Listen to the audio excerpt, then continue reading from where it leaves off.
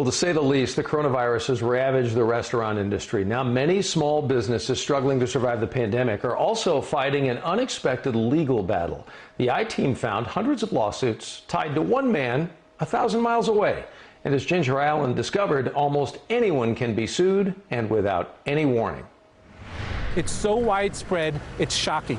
Douglas Shapiro says he's on a crusade for people with disabilities. The attorney lives in Florida, but he spent years suing Texas businesses for violating the Americans with Disabilities Act. I love making our country more accessible. Under Title III of the federal law, people with disabilities can sue a business if it presents a physical barrier. It could be a lack of handicapped parking spaces, handrails, or ramps, or smaller issues, chipped paint on a curb, or a bathroom mirror hung an inch too high. The law is written in such a technical way that it's really hard to be perfect. Business litigation attorney Henry Fitzenreiter says customers do not need to warn a business about the issues. In many cases, the first time owners learn of an ADA violation is when they are sued. We were completely unaware of any such thing. That's what happened to Abdul Haroon.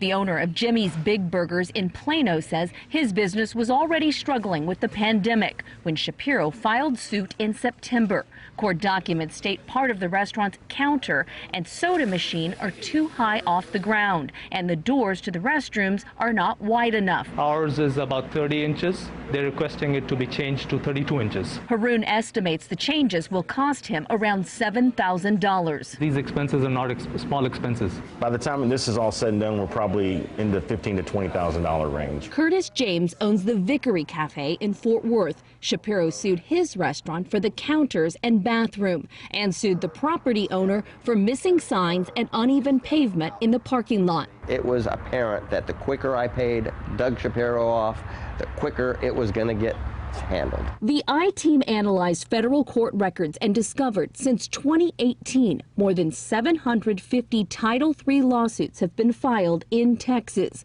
More than half of them are Shapiro's cases. I have gone to other restaurants in town that I know are not ADA compliant and told them to watch out because he's on the loose in Fort Worth. Attorneys such as Shapiro have appointed themselves the ADA enforcers because there is no one else doing it. City inspections do not look for violations. State officials told the I-Team, quote, someone seeking enforcement of ADA violations would have to sue. The activists who work with Shapiro say that's why they do it. Some days they visit multiple locations, snapping selfies along the way. On a single day in July, one activist stopped by 4 Plano properties in a few hours, resulting in 4 lawsuits filed by Shapiro. Court records show most businesses agree to fix the violations and pay a settlement of around $4,500. That's Shapiro's legal fee. The activists get $300 to go back and re-inspect the businesses to see if the problems were fixed. But the I-Team found that wasn't always happening. A federal judge in Fort Worth noticed the trend and ordered Shapiro and his activists into court in February. 2 activists told the judge they did not stumble upon the businesses to sue. They say Shapiro sent them there, and neither activist could fully explain why they weren't doing the re-inspections. It surprises me because I am a stickler for following the rules. Shapiro told the judge and the I-Team that he's implemented new rules to ensure the activists follow up and send him photos of the upgrades. Still, business owners say the goal should be to fix the violations, not file lawsuits. It's obviously clear that he's just looking to make money and he doesn't care whether we fix these things or not. With the ADA turning 30 this year, Shapiro says businesses have had enough time to fix things. They should know about this, and they should take appropriate measures. Shapiro recently sent the I-Team a statement saying he has changed how he is filing lawsuits since the pandemic began.